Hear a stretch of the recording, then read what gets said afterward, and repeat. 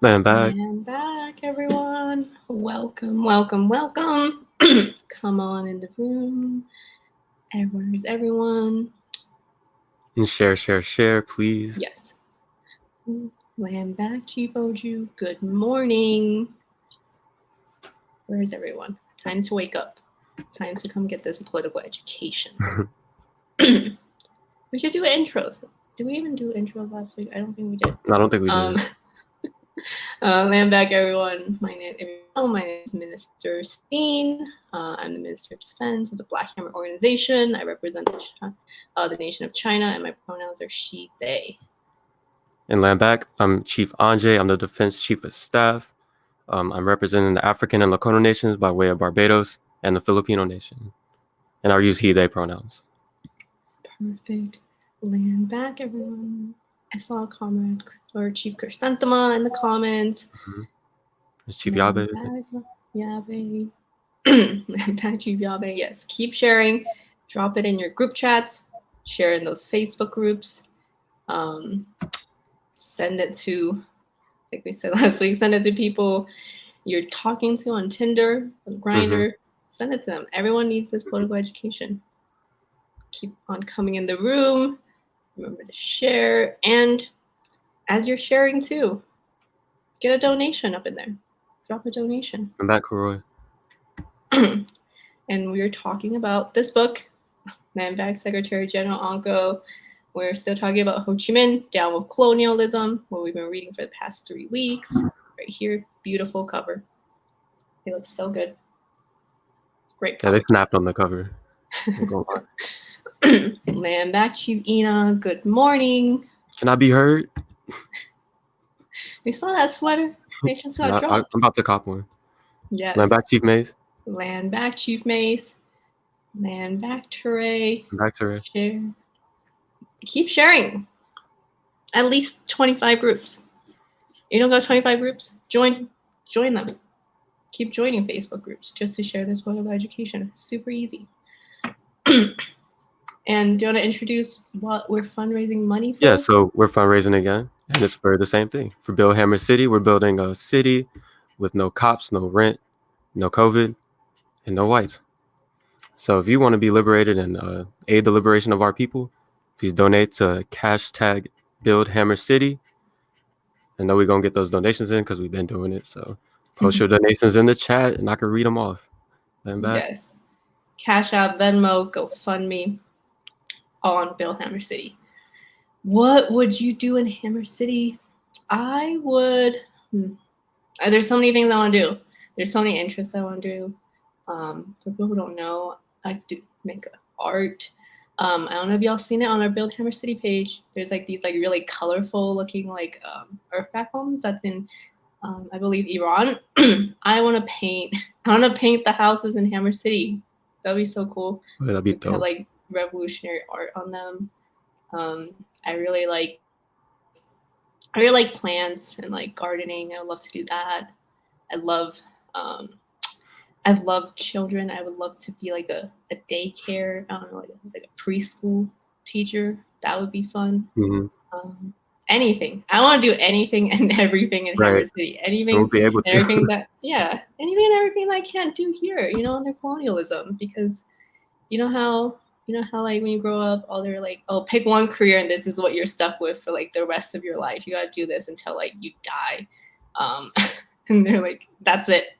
Pick something when you're like 18 and this is what you gotta do until you're like 85. Your whole life. We got $10. $10. Yes, perfect. What would you do in Hammer City, Chief Andre? $10 from Chief Yabe, but I don't even know. Like, if I was free from the stress of the colony, like I like doing so much creative stuff to like relieve stress, or like just to, if I'm not stressed, like I like doing creative things, but like being stressed all the time in the colony, like I can't do what I want to do. So I'd probably be like making music all the time if I can. Obviously focusing on defense, wink wink. And yeah, like I'm just excited to just be free of the stress, just living under the snakes, and I can live like under my own self-determination and like my people. So shout out to our land liberators helping us do that. Yes.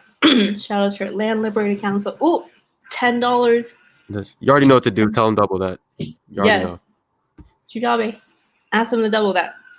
$5 pledge. Chrysanthema, thank you. Yeah, if you can donate right now, you can pledge for next week. Or pledge when you get paid.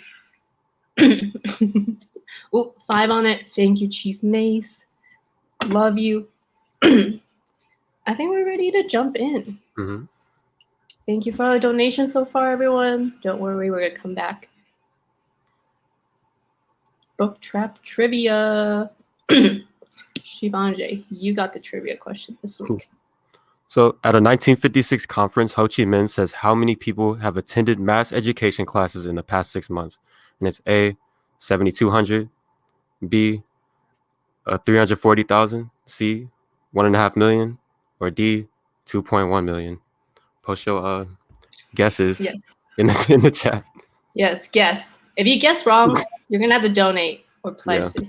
You have to donate the amount on the number you guessed. So don't get it wrong, everyone. We got $5 in the comments. Thank you so much.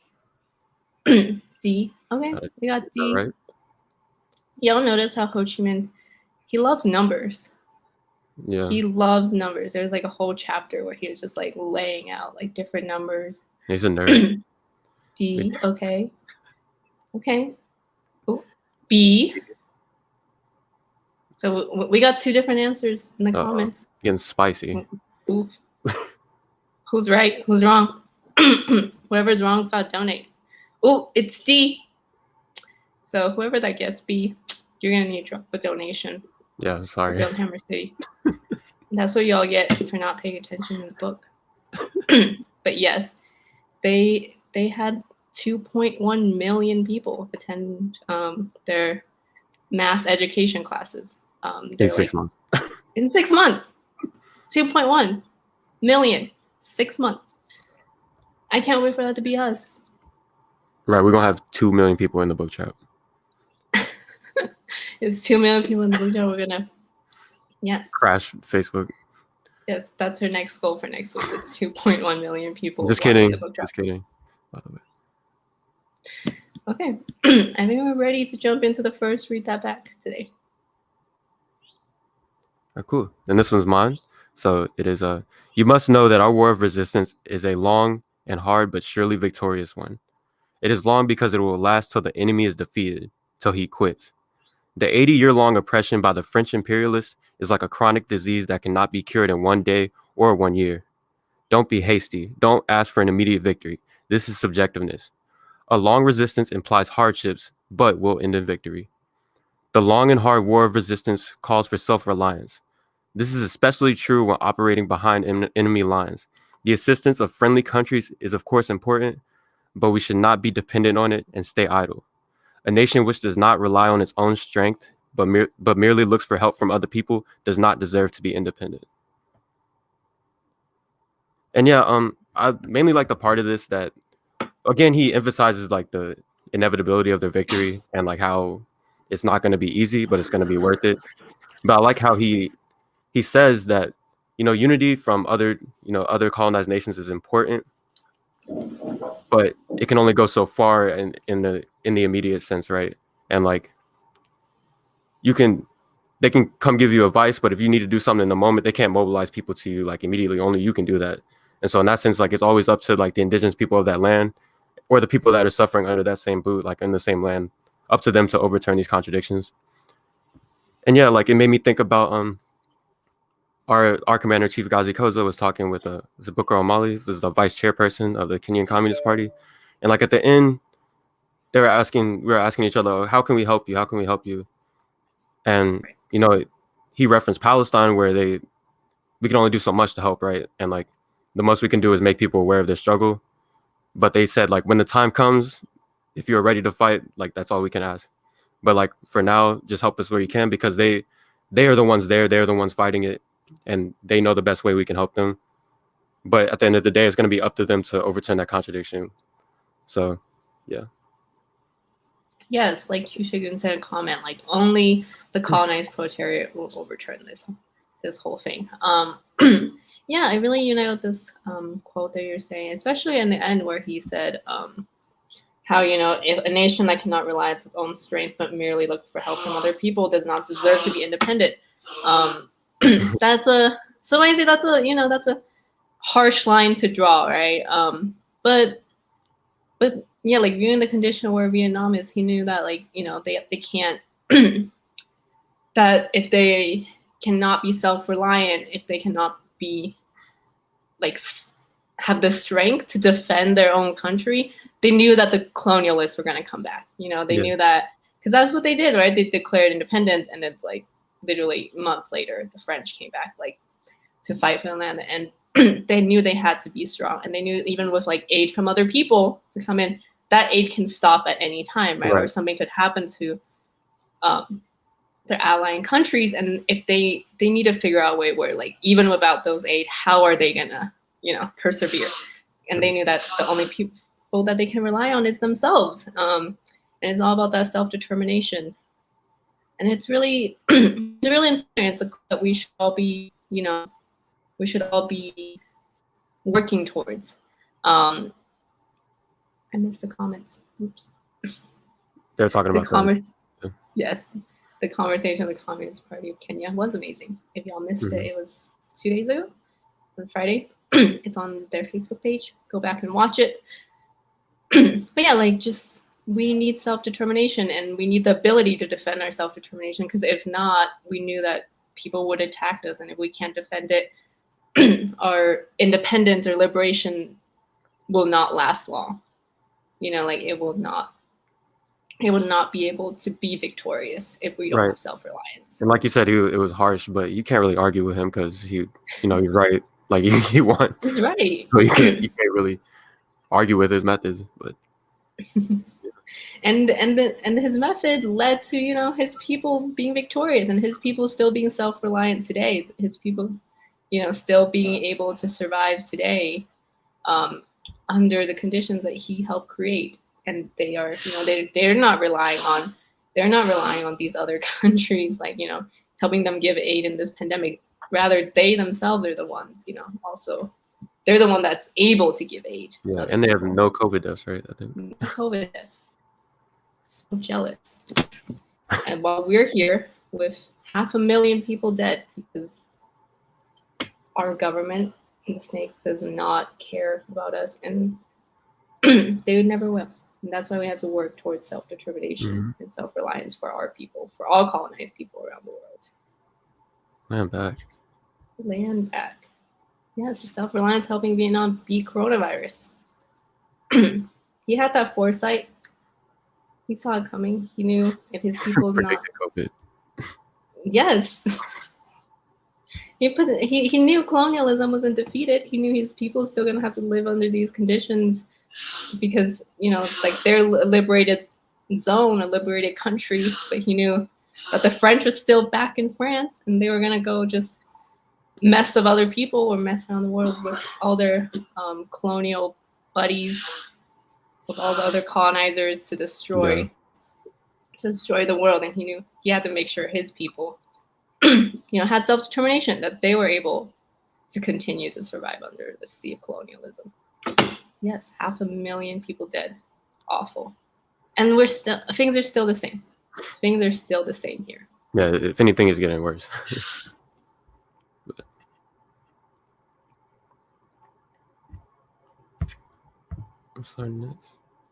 Okay, I think we should. Yes, we are our own solution. We should move on to the second, or the audience read that back. Everyone pulled out your quotes or your favorite quotes for the past. How many chapters did we read? 7, I believe. Yeah, 7. 7 chapters. What were your favorite quotes? Drop them in the comment. We want to see them.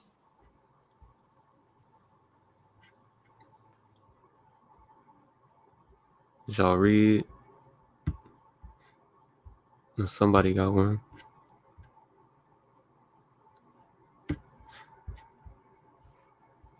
Yeah, did y'all read?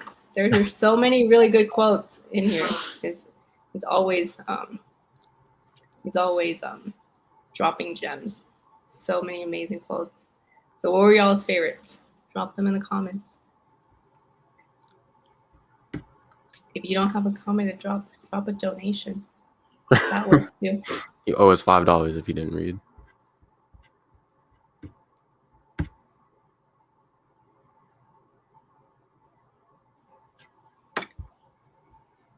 No one. Oh, I'm supposed to criticize all of you. Okay. I'll read this. It says, later, the late Mr. Wen Bon Tu and a number of progressive people worked for the popularization of the national script. They made great efforts, but only 5,000 people per year went to classes. In the first 6 months of this year, there were over 2 million pupils. This is a great achievement, but we should not consider it as sufficient. We should make further efforts and avoid self-conceit and complacency. Yes, I'm back, and that's where the trivia question came from. I really like, he constantly is talking about, like, you know, he never lets his comrades in the party to be like, hey, like, things are like good enough, you know, like, oh, we reached this goal, we chill, like, you know, everyone can rest now, you know, like, liberation has been achieved. No, he constantly pushes them forward, and he does that because he knows there are still millions and millions of other people out there that needed, you know, the party needed the education, that he couldn't, you know, that they can't grow complacent, they can't grow comfortable, because until all of them are free, the party needed, you know, the people needed the party to keep fighting for them, and to never, we should celebrate our victories, you know, we should celebrate our wins, our achievements, like that beautiful, you know, like getting 2 million people in mass education classes, but we should never just, you know, until colonialism is defeated, we can never just be satisfied where we're at, still living under it. We have to constantly keep fighting. And things are like the quote that Andre said, the war resistance is long and it's hard, but yeah, and but we are gonna win. Not over. Yeah, it's not over until everybody is like, you educated 2.1 million people in 6 months. That's amazing, right? But I think, I don't know about then. I feel like then it was probably like 40 million people in Vietnam. I just made that number up, but I know it's probably somewhere in there at that time. And like, however many million people, you haven't won until all these people are politically educated. And in that sense, like, that battle, while the you know, the intense part of the battle might be over, you know, the actual warfare part, but it's still the battle of like re-educating the people, or like killing like all the things the colony has instilled in people over the 80 years or the 100 years, like 80 years they had been occupied before that, and just undoing all of that damage that has been done. It's a long process. So I like how they weren't complacent in the fact that, oh yeah, we educated so many people in these 6 months. Yeah, he wasn't like, everyone, let's go home, we're done, pack it up, everyone's going home. No, like, and that's what we're fighting for too. We would not be, that's what we're fighting for here in Black Hammer. You know, it's like last year we distributed like, you know, 250,000 PPE, but that's not enough. And that's a great accomplishment that's done by all of our comrades. But we have to realize that was not enough, because we still have millions and millions and millions of people out there that's dying from this virus, that's getting this virus. And we have to get to them until every single, you know, every single colonized person is protected from COVID-19. We're not going to stop. We're not, you know, we're not stopping here. And when we start the fight, you know, when we win a certain, you know, area or zone, like, it's not like, when we build Hammer City, it's not going to be like, oh, everyone take a break, you know, let's rest. We're just going to, like, this is the end. No, like, our goal is to fight for the end of colonialism, and we have to keep, and we're not going to stop until that's done. And for us, we know we haven't won until nobody's living at the expense of another. So in that sense, like, it's going to be a long, protracted war, you know, against the colony in people's heads. That's one of the main things we have to overcome, because they had been, you know, we're like, obviously I understand, like, we're in a different position here, that like America's like a completely different beast, right? And the undoing that's going to have to be done of like the things the American colony has instilled, not even just people here, but everywhere, undoing all of that damage is a long process, but it's doable, as we can see. So we're fighting against 500 years, of living under colonialism, and we know it's going to take, it's going to be a long process before we rid our people of the colony, but we know we have to do it, and we know we cannot stop or rest until that's done. And everyone should keep sharing before we can move on to the next Read That Bag. You're going to want to know what the next one is, because it's keep really sharing cool. And keep donating. Yes, keep sharing. So yeah, right now, do another share in the Facebook group again. So people who didn't see it the first time, maybe they'll see it now. Maybe they'll get the notification now. I noticed none of y'all are in here. Please hop in, or you owe me some. Yeah, drop it again. Be like, I know I just dropped this link 20 minutes ago, but I don't see any of you in here. So hop on in now. Keep sharing. And there's another audience Read That Back. Do you want to read this one? Yeah. Read That Back, page 150. In a recent session, the Council of Ministers highlighted the great achievements made in the carrying out of land reform and in economic rehabilitation, in raising the people's living standards, and in the political consolidation of our people's democratic state. The Congress also pointed out many shortcomings and errors in the implementation of the policy of alliance against feudal influence in the countryside, in methods of struggle against the enemy of the working class in the it's cut off.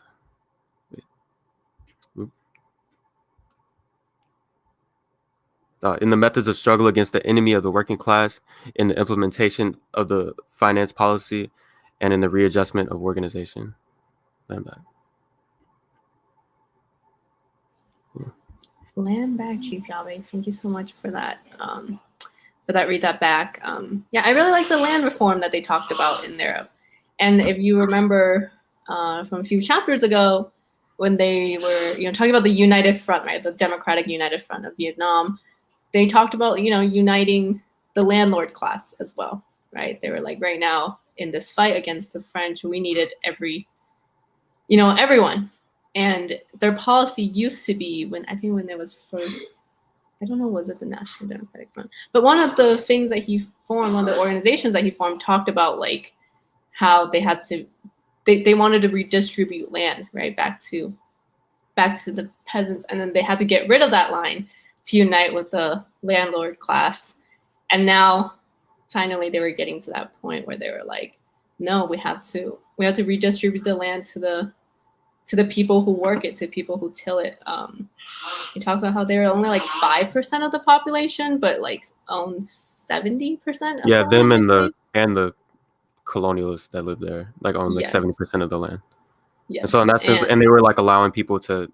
That's what allowed people to invade. The fact that like the actual working people who are like historically the best of resistance, like resisting like invasion, don't own the majority of the land. Right. They only own 30% of it. So that allowed like their country to be continually like invaded. So they realized like they had to overturn that contradiction, and like, they gotta, I guess, make some compromises around like working with, like a landlord class, because they need the, not working with, but just getting land back from the landowning class, because without like access to the majority of the land, like you can't successfully stop or like thwart like an invasion.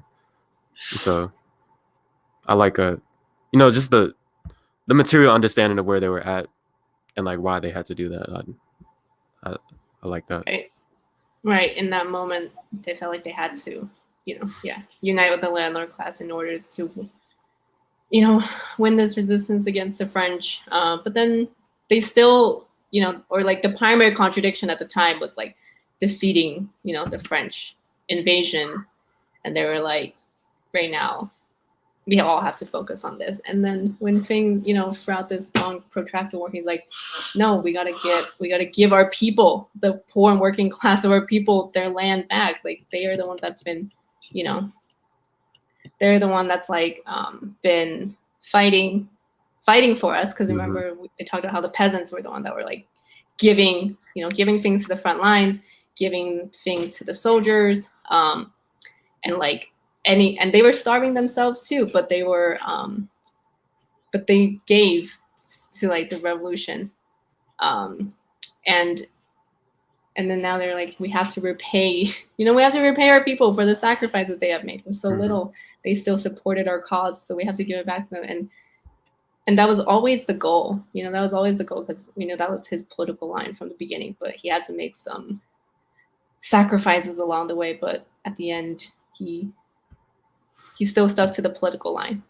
He still was like, we got to start the land reform program and redistribute land back to our peasants. I think we're land back. Should we move on to? Yeah, we can move on to the next. Read that back. It is on page 121 in the book. Thank you so much. It's the one that calls to practice thrift and oppose embezzlement, waste, and bureaucracy. This is like the first chapter that we read for this week. And it starts, if after the colonialists and feudalists have been annihilated, the evils left by them, embezzlement, waste, bureaucracy still subsists, our revolutionary work is not yet completed, because these evils still undermine and sabotage the constructive work of the revolution. There are people who are enthusiastic, faithful in the struggle. They fear neither danger, hardship, nor the enemy. Thus, they have served the revolution well. But as soon as they hold some authority, they grow arrogant, luxurious, indulge in embezzlement, waste, unconscious bureaucracy, thus becoming guilty in the eye of the revolution. We must save them, help them recover their revolutionary virtues. Others, while pretending to serve the fatherland, the people, indulge in embezzlement, waste, and harm the fatherland and the people. We must educate them, lead them to the revolutionary path. And then it says, embezzlement, waste, bureaucracy are evils left by the old society. They spring from self-interest, selfishness. They are begotten by the regime of the exploitation of man by man. We want to build a new society, a free society where all men are equal, a society where industry, thrift, integrity, uprightness prevail. Hence, we must wipe out all bad habits of the old society. Land back. When I first started this chapter, I thought it was going to be kind of boring because I didn't know. I was like, they're just talking about, waste and embezzlement or like thrift. I'm like, this can't be interesting. But this is an amazing chapter. This was actually one of my favorite ones out of the 7 that we read today or for this week. And I loved how he, politicized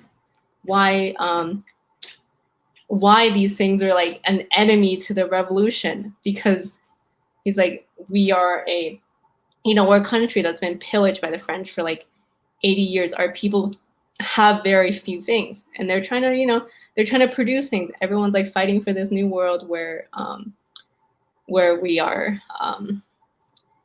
where we have bountiful, where everyone's needs are taken care of. But he's like, until we can get there, we have to take care of like the little things that we have. Like, we have to view every single resource, every single comrade.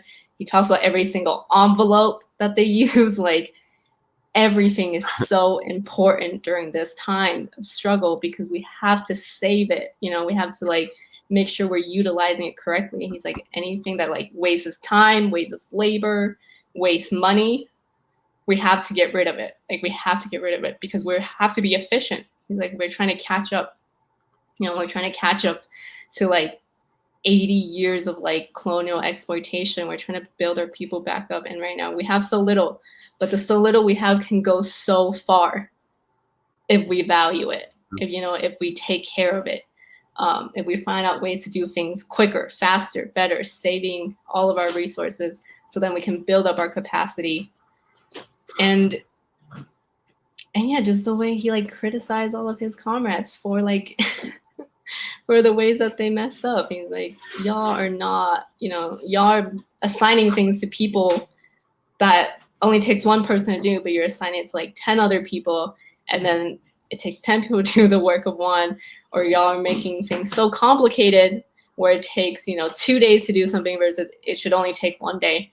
And just not realizing, if we don't internalize that as a contradiction within ourselves, if we're not trying to overturn this, we're not gonna be able to be free. We're not utilizing our people and our resources correctly. Yeah, what did you think?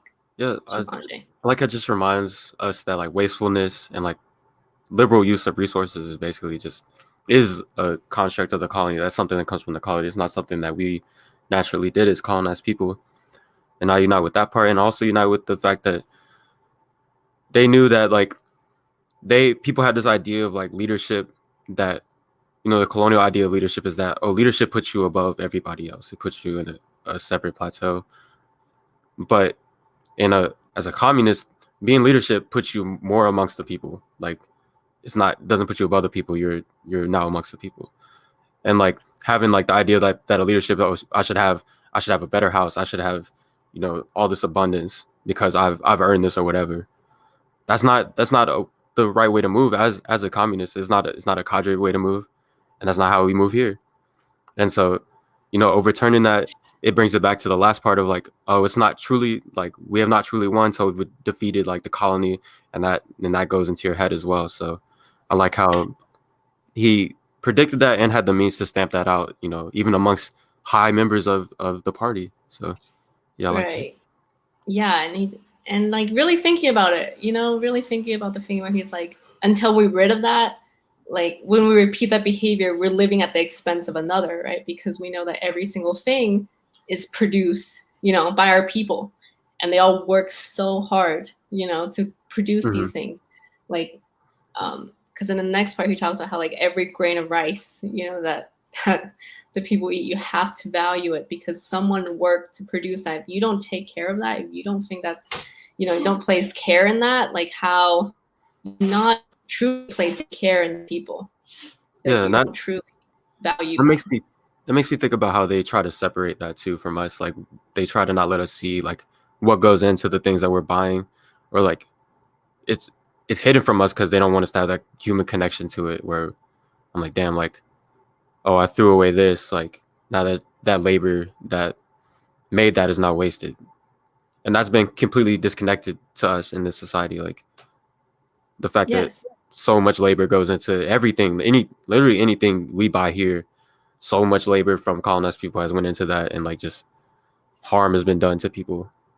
But they've tried to separate that from us, and I think like that's obviously that's intentional on their part to separate us from the rest of our people. So, yes. Yeah. Yes. No, I completely unite.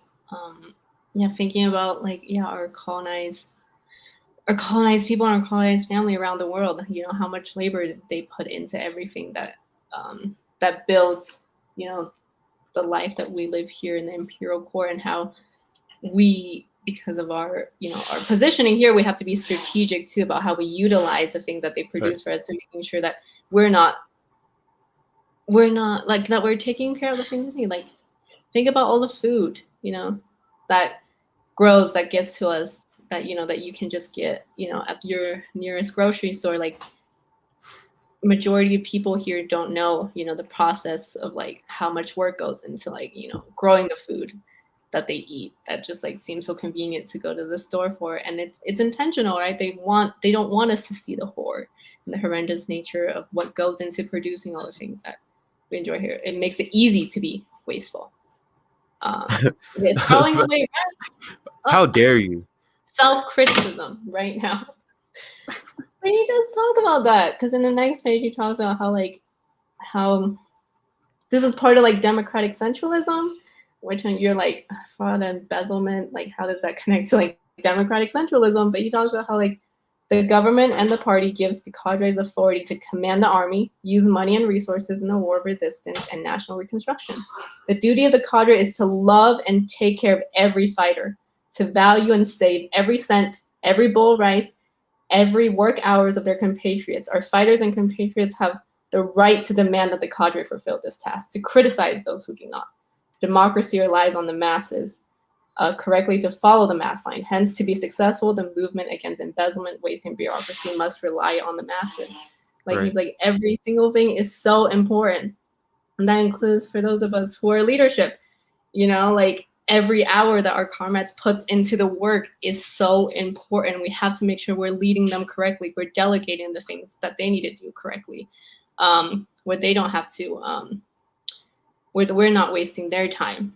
And that is so important, not only to help us, making sure that our comrades are taken care of, but that this is the best way that we can advance forward, right? That we're using everyone's abilities correctly, that we're not wasting their time, that we're not wasting all the work that they put in, that we should making things easier for them, not unnecessarily difficult.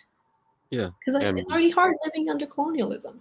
Yeah, and we will be scrapping in Hammer City. We'll be thrifting. Yes. So if you want to help us do that, donate to #Build Hammer City. Yes, we should definitely move on to the fundraising goal. And this is a great way to actually lead into it. Like, for everyone who's donating, you should know that every single dollar that goes into Build Hammer City, we're gonna use it. We're gonna use it correctly. We know it's the people's money. We know all of you.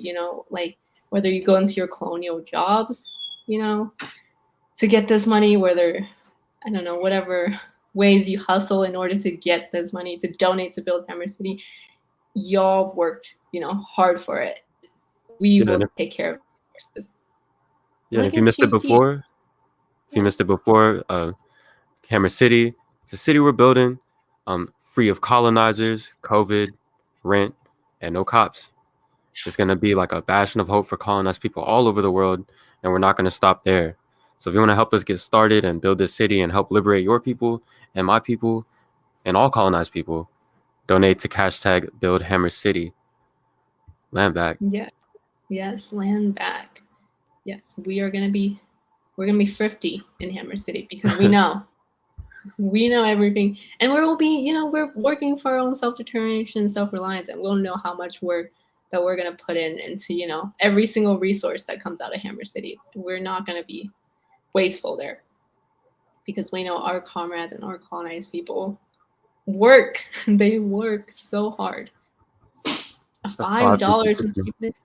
Thank you so much. And every single cent, like Ho Chi Minh says, counts. Every single penny, every single cent, every single dollar is so valuable to us. And we have internalized that. Y'all should, y'all see Chief T from Economic Development. Chief T doesn't, Chief T doesn't waste a single cent. Chief T would never waste the people's resources. Chief T conserves, $20 from Chief Ina.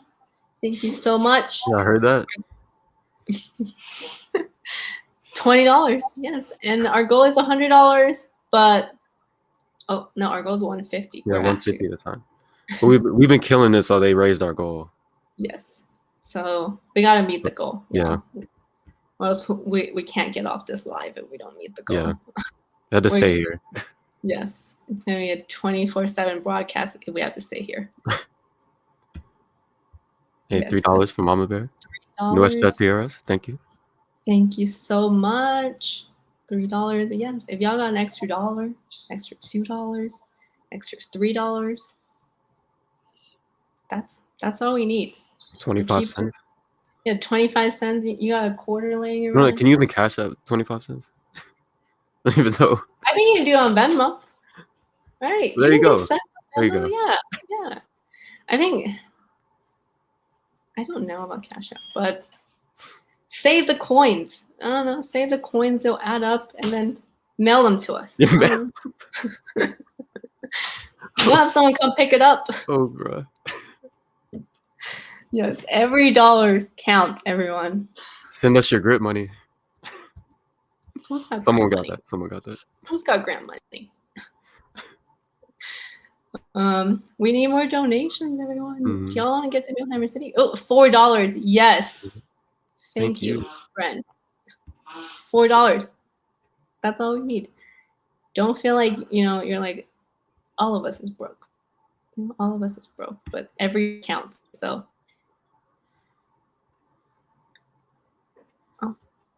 that's it. I think we got the next read that back, which is mine. Move it. They want to share it.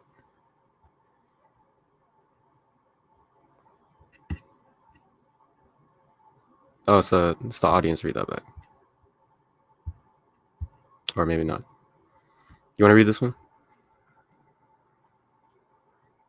Yes. From Frederico. Read that back, page 125. It says, behind enemy lines, we must circulate papers printed from lithographic stone or clay, which need neither be of large size nor be issued every day. The main purpose being to popularize the government's lines and policies to carry out practical propaganda among the people about our successes as well as the enemies, crimes, and failures. This lies the educational work of the party. Land back. I remember this. This was where he was like strategizing about like how they can do more, how people got to do more, propaganda work and how to do it effectively and efficiently. And he talks about how like, oh, if we like print things a certain way, one, it saves resources. Right? He's like, they don't have to be like huge, and we don't have to print them every day, but that it's like easier to print them, so then it's easier to distribute to people behind the enemy lines, and it's like easy for them to understand, what they're fighting for and what the enemy's failures and crimes are. Like he talks a lot about propaganda work and why that's so important. And if y'all remember, we talked about it in the past about how like they used to like just like drop flyers and pamphlets to like the American soldiers or play like Malcolm X speeches to like behind enemy lines to rally people, from the American troops, the colonized people who were fighting on the American side. Got 5 from Carlos for my Dr. Umar reference. Thank you. 15 from Comrade Nenufar. It's our secretary. Thank you. Thank you so much. Keep dropping those. I unite with that, like not being wasteful in the newspaper, especially coming from the org we came from with the super wasteful newspaper. But yeah, the importance of that and just getting that out to people in a manner that they can understand and they like explain to them like who they should be united against and not just throwing words at them, which I really hate. Like I hate when people just hand you something that's a bunch of word soup or just talk to you in a manner that's like, I don't know what to do with this. Like I kind of get what you're saying, but I'm not really getting the message. So I appreciate like having them making that propaganda that unified like so many different types of people, even colonized people that came there to unwillingly fight for either the French or the Americans, and even won them over. Right. And so yeah, I definitely unite with that. Okay, I think I'm ready to read on to your next read that back.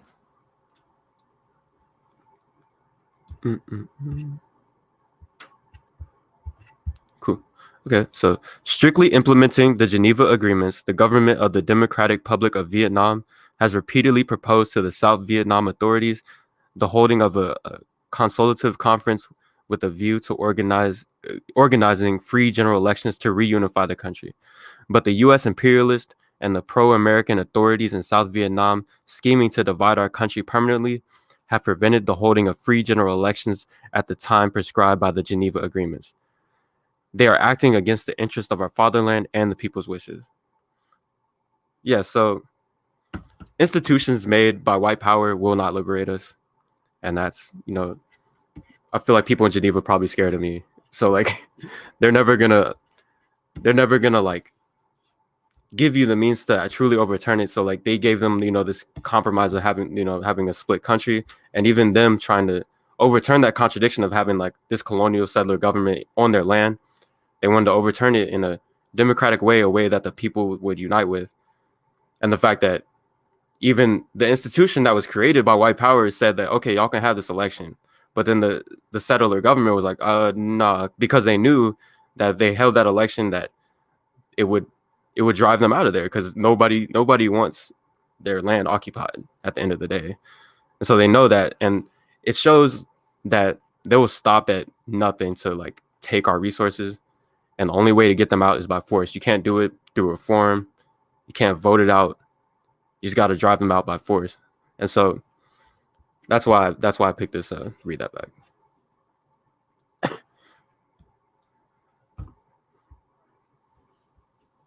Land back.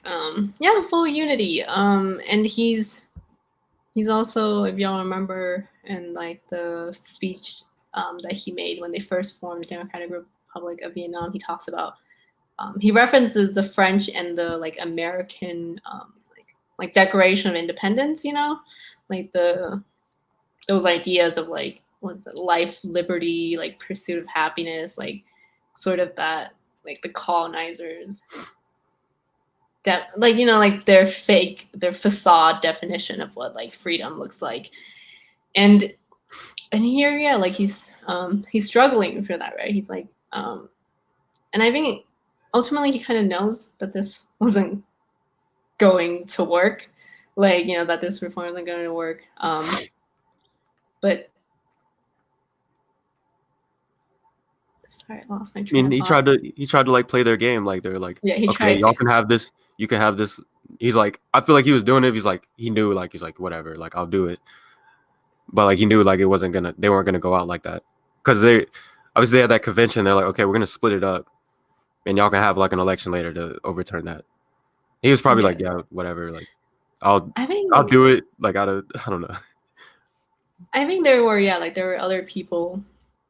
Yeah, like there are other people under his leadership that this is like what they wanted, because they've been, you know, they were fighting for a long time at that point, and they were, even though they had victories, but they also, you know, had many losses as well, and they were like, maybe it's time, you know, to try and do this democratically, to try and go for this reform format. And ultimately they saw that out and it didn't work, right? It did not work. And then they continue fighting. They continue to fight to like liberate their whole people and reunify their whole people. And it proves once again, you cannot play it into these colonizers' game, these reforms, these And learning from that, like we know not to do it. Like even if the opportunity comes, we know just not to take it, because it won't work. Yes, it will not work. And this is what we can do, right? Learn from the histories and the contradictions and mistakes of the revolutionaries that came before us, and not make the same mistakes that they have. We're not going to compromise. We're not going to fall into these reforms, because history have shown us many times that when we take these deals, when we do these agreements, that they never, with the colonizer, you know, you deal with the devil, it's never going to, literally, never going to pay off. And these people, even when you make these deals, they don't follow through. Like they don't stick to their own agreements. No, we will not make deals with the devil. And we're moving on to my last read that back, or final one. This one is on page 153 in the book. It's about revolutionary morality and what that means. I'm really excited about this one. This one is also a really great passage. I'll wait for it's coming. The PDF is loading. Yep, it starts. Refusing to endure this oppression, exploitation forever, the workers, peasants, and other toiling people have risen up and made the revolution in order to liberate themselves and transform the wicked old society into a fine new one, in which all laboring people would live happily, and from which the exploitation of man by man would be banned. To succeed, the revolution must be led by the working class, the most advanced, conscious, resolute, disciplined, and best organized class, with the proletarian party as its staff. This has been incontestably born out of the revolution in the Soviet Union and in other Soviet socialist countries. To make the revolution to transform the old society into a new one is very glorious, but also an extremely heavy task, a complex, protracted, and hard struggle. Only a strong man can travel a long distance with a heavy load on his back. A revolutionary must have a solid foundation of revolutionary morality in order to fulfill his glorious revolutionary task. Born and brought up in the old society, all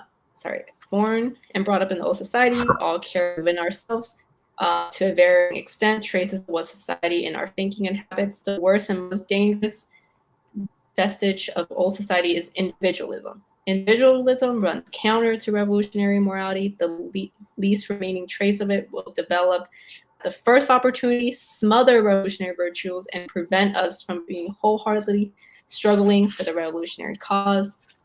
And then if you go like 4 paragraphs down, where it starts again, where it says people, right there. People with revolutionary virtues fear neither difficulty, hardship, nor failure. They neither waver or step back. For the sake of the interests of the party, the revolution, the class, the nation, and mankind, they never hesitate to sacrifice their own interests, and if need be, even their own lives. This is a very clear and lofty expression of revolutionary morality. land back. I really, really love this chapter, and I picked this because of I really wanted to talk about like individualism. This is something that so many of our comrades and our people struggle with, and we see it, and he saw it so clearly too, that it's a remnant of like, you know, the old society that we were born and brought up into. It's like it's counter to revolutionary morality, and individualism is just such a contradiction too, that when you like, you know, sell out the interests, when you know you don't place the interests of the masses, the toiling masses in the center, and you like try to serve your own interests, when you try to think about yourselves, you might think, you know, that like what you're doing is like benefiting you, you know, like you're like, oh, I need I don't know, I'm trying to think of an example that like fits with us, like, you know, you're like, oh, like I have to we have a lot of comrades who are like, oh, I have to like, you know, there's a lot of contradictions going on in my life. I'd like to take a break to like deal with that. And in that moment, you might think that you're doing what's best for your own interest, right? But without realizing that individualism, like everything in the colony, is also a trap. You know, you think you're working for your best interest, but when you step away from the revolution, when you don't have the interests of everyone in mind, you're also not fighting for your own interests, because the party and the revolution has your best interests in mind, because it has the interests of all working class and poor colonized people in mind. They're fighting for a future where you will be better. And when you kind of step and sideline that for a moment where you think you're doing what's best for you, it's actually not what's best for you. You're selling out, you know, the long-term goal where there is a future where you're not living at the expense of another, when else is not living at the expense of you. You know, like that's your best interest. Your best interest is liberation. You know, your best interest is to live in a liberated world, and it's not right now to like deal with the contradictions that you're currently dealing with. Yeah, like you think you're taking care of yourself, but the truth is, the collective can take better care of you than you. Yes. Thank you so much, Yuboju. What did you think? And I like how all these read that backs, and even the audience read that backs, tie back to the same thing of it's the whole book is about resistance of colonialism. Some of it is about it in a physical sense, like, you know, warfare and all. But all these read that backs, we're talking about it in the mental aspect of it, and like killing the colonizer in your head. And like individualism is like one of the worst things created by the colony, right? And because it brings you into this mode where you think like, oh, I can do everything myself, but you can only do that with means created by the colony. And like even the example of them trying to overturn things, you know, in a quote unquote democratic way, because they're burned out, or like some people are burned out, like some of the leadership was burned out. It's like, okay, can we get this over with in the quickest way possible? And it didn't work because they're not moving in a way that's like, what is actually going to what is going to bring us like an actual win in what we're trying to do. Like, we're trying to decolonize our country. We're not trying to slightly decolonize our country. We're not trying to compromise with them. Right. And like looking for that is even that's individualistic. Or like the example of people embezzling, that's you know, you're putting, you wanting like, oh, a nice like Benz or something over, or whatever, I don't know, car, whatever car, over, you know, buying resources, buying weapons or guns or weapons or food for the colonized people there, or getting like just wasting resources. That's individualistic. And just, I like how all these tie back into, you know, killing the colony in your head, I guess. Right. No, full unity. And yeah, he just talks so much about like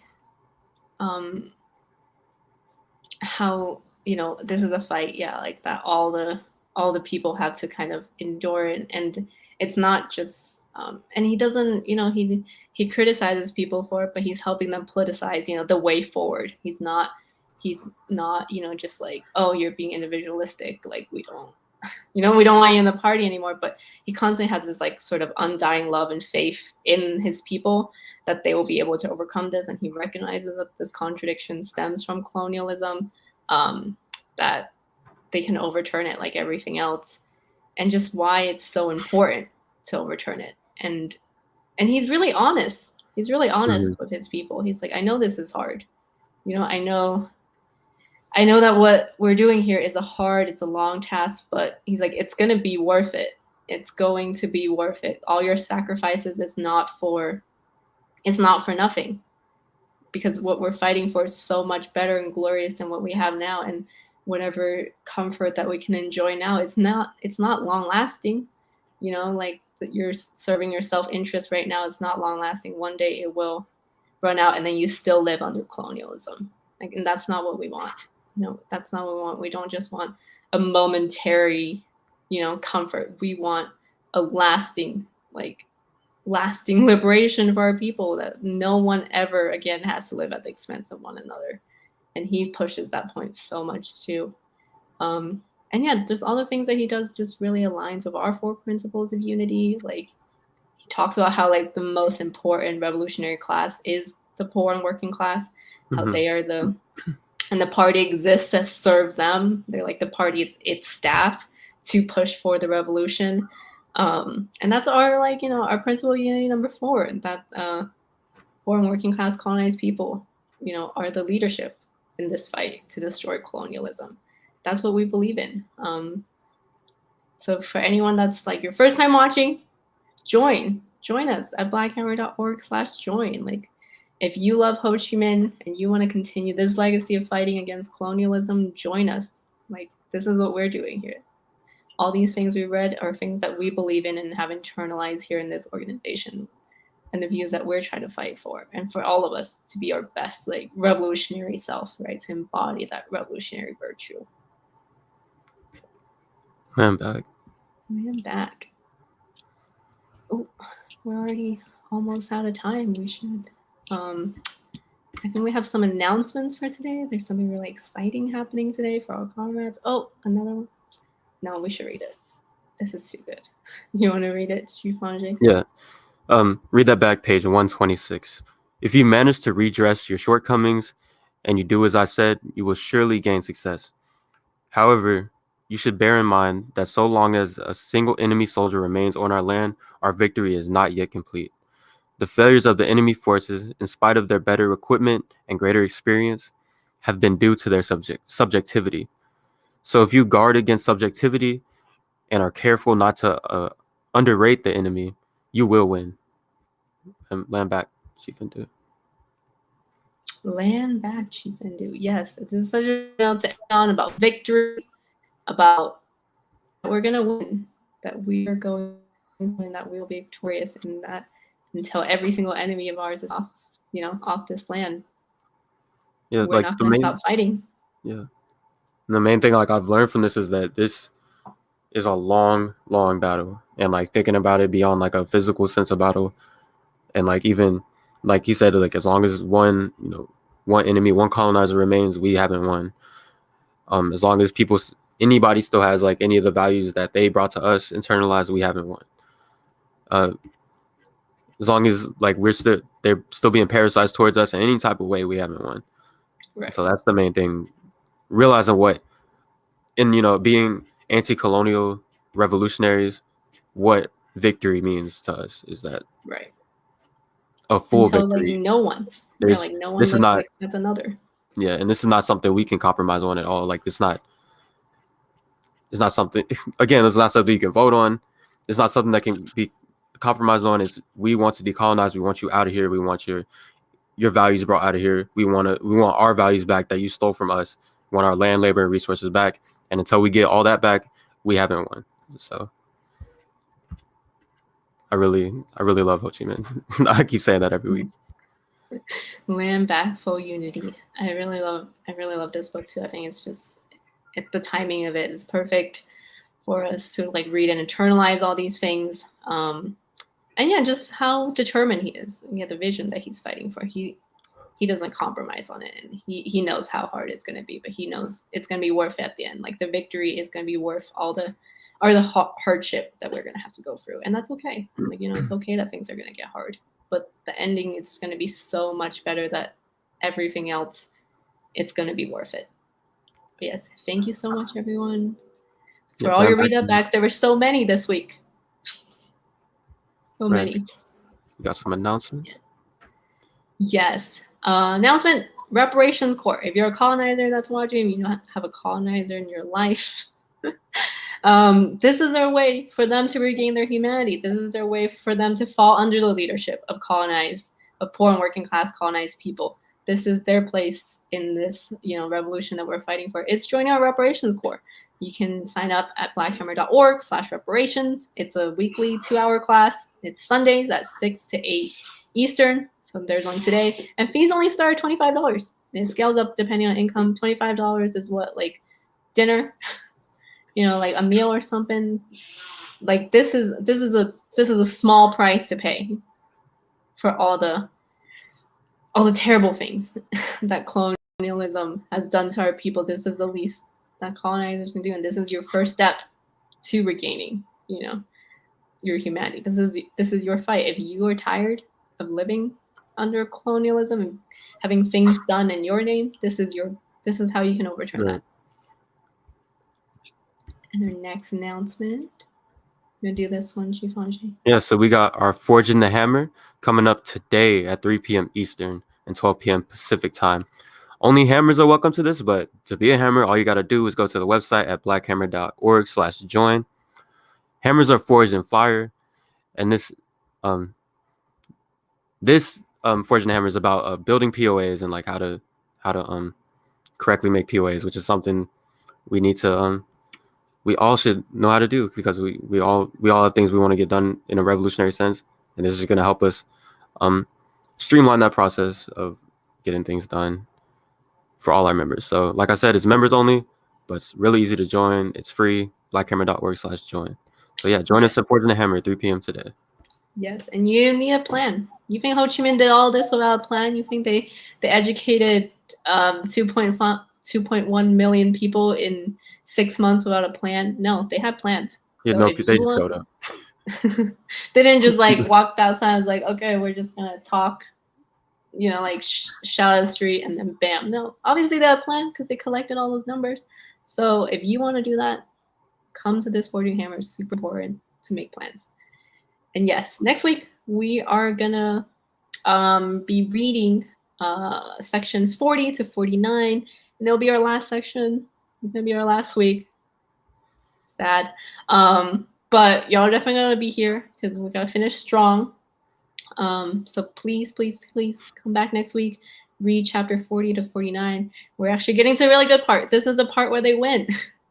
We're getting to the victory part. We're getting to the part where like all this stuff that they've been working towards, all the sacrifice they have made, are gonna come into fruition. Like victory is coming and liberation is just on the horizon.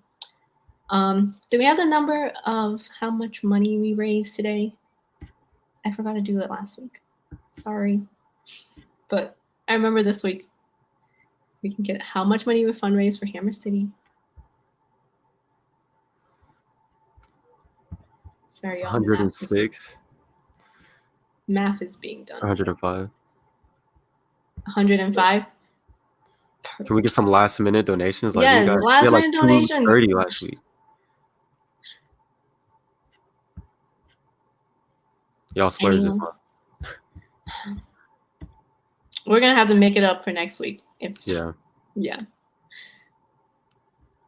But we met, we met the $100 goal. Okay, well, land back everyone. Land back everyone.